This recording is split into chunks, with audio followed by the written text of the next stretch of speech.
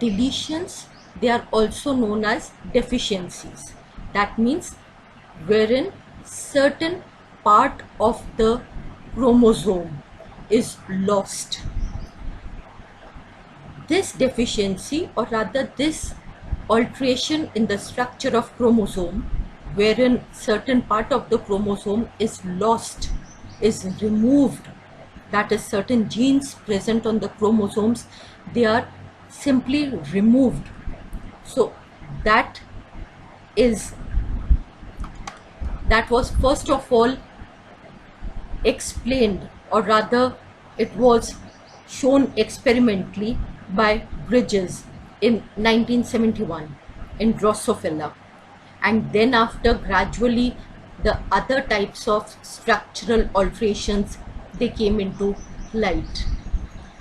Now when we talk of structural changes in a chromosome, this deletion, this breakage, it may take place either in a single chromatid or in both the sister chromatids of the chromosome. Now if we talk of the various types of deletions, these deletions, they may be just removal of a few nucleotides, that is within a gene certain nucleotides or a very small sequence of nucleotides is removed. Then it is the intragenic, within a gene the deletion has taken place. And if this deletion, it involves many genes or more than one genes, then it is known as the multigenic deletions. Now depending upon at which point in this chromosome this removal of segment takes place, these deletions, they may be interstitial deletions. Interstitial deletions means from somewhere in between the chromosome, not at the end part, within the chromosome. So it may be interstitial deletion or it may be a terminal deletion. When it is a interstitial deletion, it may involve the centromere part or it may not involve the centromere part of the chromosome concerned. Now these deletions, they may originate during meiosis. What happens is that normally during meiosis, this deletion takes place at the time of recombination. Now the allelic homologous recombination, it takes place during meiosis first, during the prophase, and along with that there are instances when even non-allelic homologous recombinations, they may take place. These non-allelic homologous recombination, they may result in recombination of sequences which are present on entirely different chromosomes, not between the alleles, not between the homologous chromosomes, but on entirely different chromosomes or on different position. In normal homologous recombination means exchange of similar alleles, but at times it is possible that between the homologous chromosomes but at different positions. These are the two same genes, homologous genes, but instead of these similar parts exchanging, there is recombination between these two different positions, or it may take place between two sequences on the same chromosome. Now all these recombinations, they are possible because of presence of similar sequence, because of presence of repeat sequences in the genome of the organism. So tandem duplications and intervening deletions, they may take place. Tandem duplication means repetition of the sequence just one after another in a sequence, This is the sequence, and this same sequence is repeated, tandem. And this part is removed, it is deleted, this segment of the chromosome. Now, we had talking about the two types of deletions, that is intercalary deletion. This intercalary deletion, it takes place by breakage of this chromosome at some point, followed by the reunion of the remaining portion. So there's a break at these 2 points, this segment is removed, and then here will be the reunion of this part. So this segment containing genes B and C, they are deleted, they are lost from this entire chromosome. And this segment, since it do not have any centromere, so gradually it will be lost during cell division. It is acentric. Now when we talk of terminal deletion, if we take it conceptually by the term, it is that removal of a part of the chromosome from one of its end region. But if that would have been the exact condition, that is, if only a single break would have resulted in this type of deletion, the chromosome would have lost the telomeric region, and then that would have led to other structural alterations, the fusion of different chromosomes and all. So actually what happens is that the genic part just in contact with the telomeric region. That means 2 breaks takes place in this part also, and the telomeric region, it reassociates with the remaining segment. The telomeres normally, they are not lost even if there's a loss of this gene that is present at the terminal end of the chromosome, just near the telomeric region. Now these deletions, they can be detected either genetically, or they can be detected, or they can be observed cytologically. Now when we say that they can be observed, how to recognize whether a chromosome has lost some of its part or not. So deletions, they lead to reduced recombination frequencies, because part of the region, it becomes unpaired because it has lost the pairing, the homologous part of it, and so the part which is unpaired won't participate in the crossing over, so that will reduce the recombination frequency. Now what happens is, since the partner allele is not there, so some of the recessive factor, they may express themselves.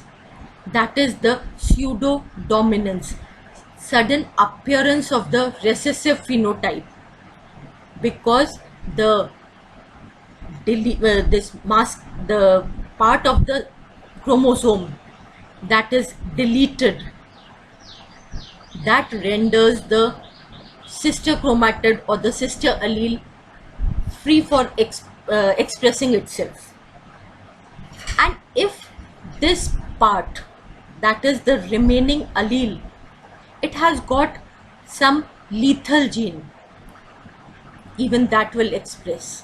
So recessive lethality is also one of the feature that exposes the occurrence of deletions in a particular cell or organism.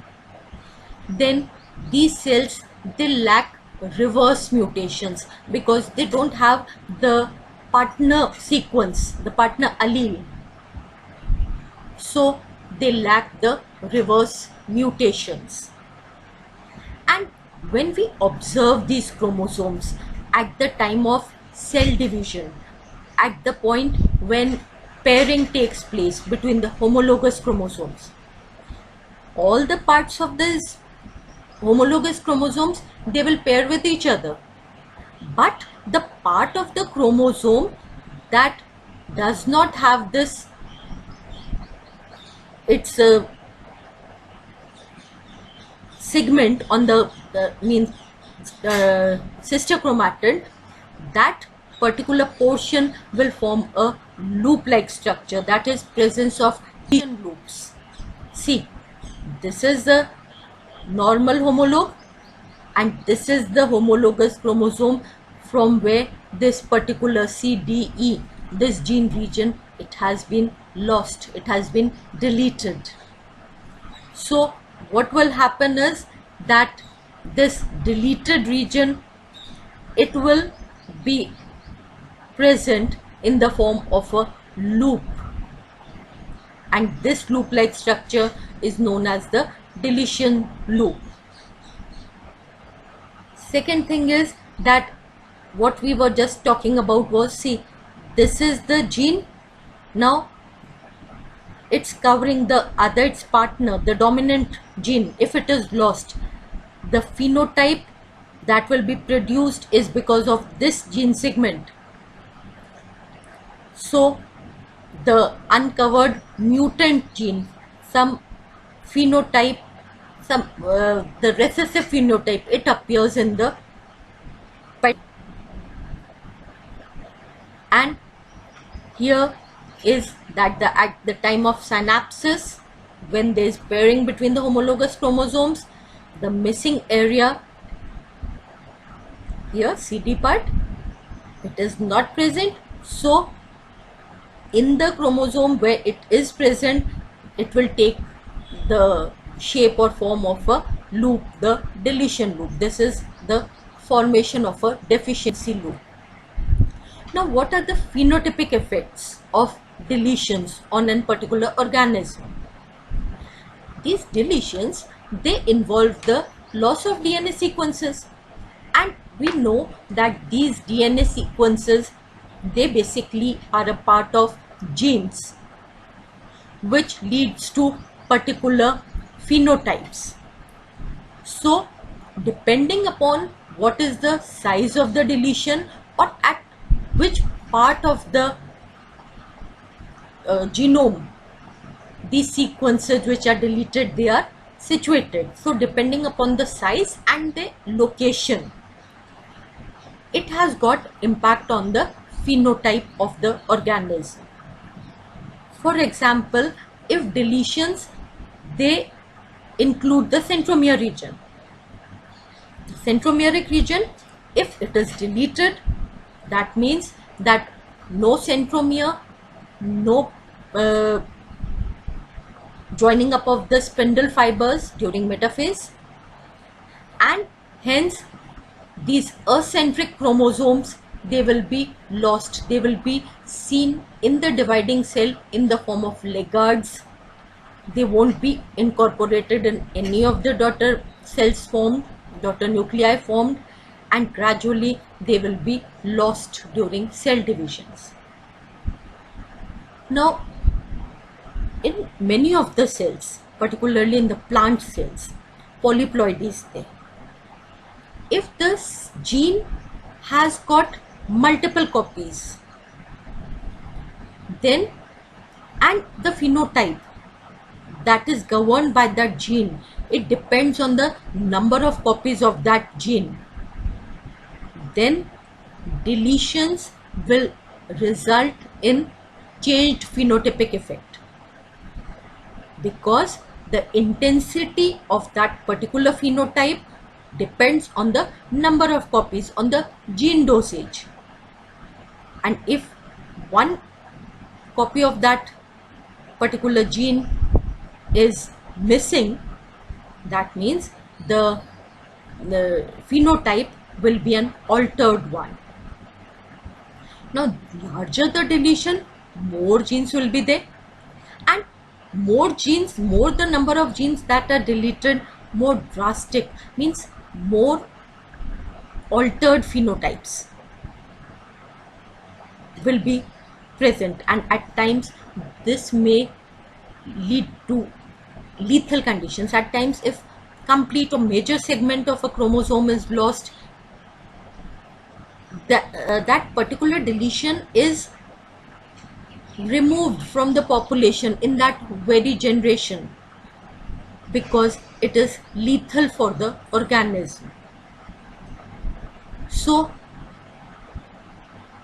these are the phenotypic effects. This is the copy number of specific gene, or the dosage effect is what I was just explaining, that if the phenotype, it depends on the number of copies of a particular gene. So that is about what all can be the effect that we can observe of structural alterations, deletion. So this was about the structural alterations or the structural abnormality.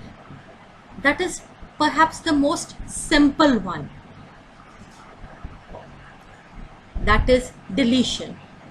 In the upcoming videos, we will deal with various structural alterations and the impact on the meiosis, or on the particular organism in which that structural alteration is taking place, or what will be the impact of that structural alteration on the future generations, on the generations to come.